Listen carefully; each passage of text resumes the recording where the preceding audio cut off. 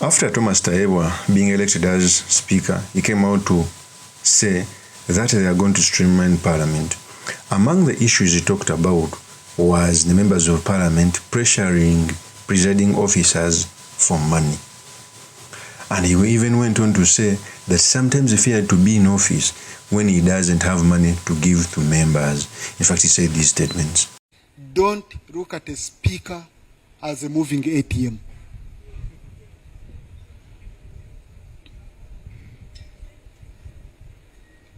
I want to be honest. Because me, I had feared coming to office. You come to office, members have already surrounded you. If I don't have 10 million, 20 million, I don't enter office. I hide from you. Each one of us will receive salary. Okay?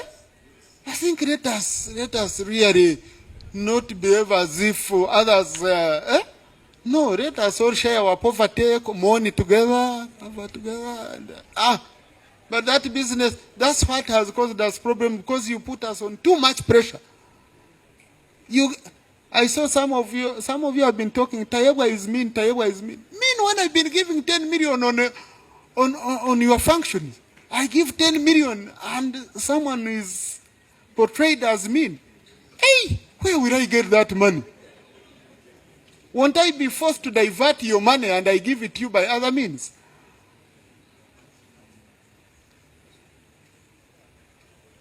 Kindly, let us support each other.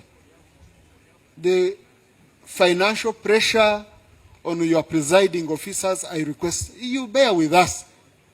You bear with us so that we can now, instead of only those who can access me being the ones to benefit, we would rather have a system which is very clear on how each one of you can benefit, whatever small it might be. You don't need it first come and beg me to be my friend. No, it should be through a well-defined system.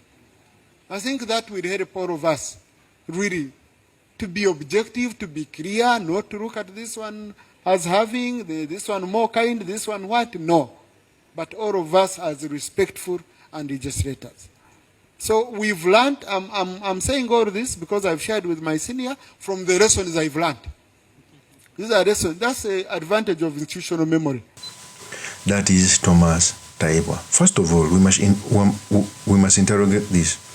The politics which is monetary was brought by General Kaguta Museveni to create about voter apathy. I was told that in the CA people used to campaign without money.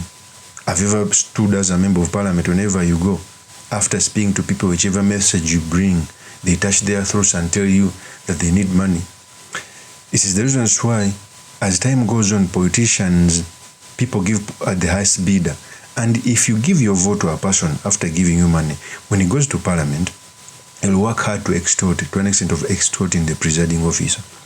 However, I would want to also dismantle the lie of Thomas TAYEBWA that he gives out 10 million to each member whenever he goes in the constituency. It's not true. The budget of the Deputy Speaker of Parliament is almost 19 billion. When it comes out to say that 10 billion is given to members of Parliament, it takes almost 1,900 members of Parliament to get that 10 billion, which I think it's not true. He may have given some, but that doesn't mean that the donation of the Speaker of Parliament goes to members of Parliament. The donation budget for Speakers of Parliament has always been a conduit of corruption. But I think after Thomas TAYEBWA jumping the snare of being cut off by the NRM of being to be the Deputy Speaker, is now realizing the mistake they made. They used to buy generators to their private homes. They used to get per diem, which is not laid down in the laws. They used to have a bigger donation budget, which is not seen area just as a conduit of corruption. And I also agree, members of parliament should not beg presiding officers. The moment you beg a presiding officer, he will have a power over you. Even the Bible says, a person who gives you has power over you. You will not stand up against speak after begging him money. It's the reasons why when they changed Matthias Mpuga from the leader of opposition post, we saw fundamental changes in the office, because Martha Sempuga was a conduit of corruption after getting the 500 million shillings. You couldn't stand out for something good for the position. A person like Jerry Senyi who never gets handouts could stand out for the speaker and tell him to his face. By the way,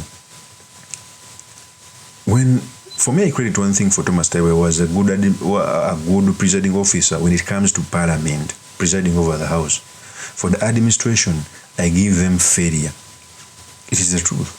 So Thomas Tayebwa raised a fundamental issue. Members should stop begging handouts.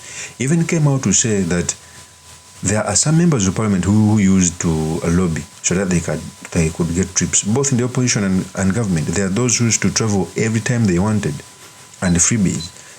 And if you've been my ardent follower, I used to come out and say that Anthony Tamong was patronizing Parliament. Of course, he learns from General Kaguta Museveni. He used to settle scores. He was so emotional.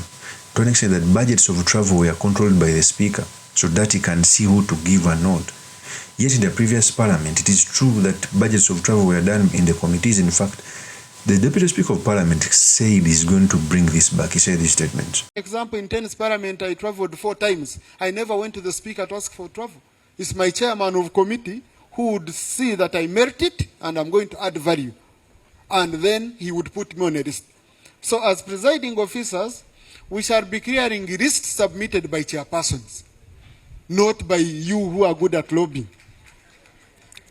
And reminding us how I fought for you, Tayebwa, to go into this post.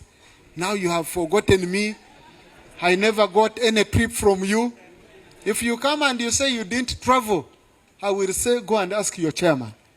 And then we shall require the chairpersons to declare those badges fully to the members.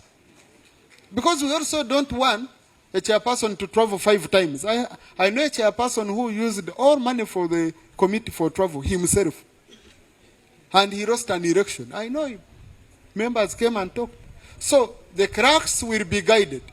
Once we get this man and we put it in committees, okay? We put it in committees. They should draw a schedule. Where do you want to go? What activities are you going to do? And are you attending? You don't even attend a committee and you want to be the first one on the list of travel. You've never signed a committee report, but you want to be on a plane every day. I think that impunity has to stop. Yeah? I think it has to stop. It has to stop. Even if I serve one more Sanja and I go, but I do believe we must go back to the basics on that issue. We are going to, like my senior already said, we are going to realign the budget.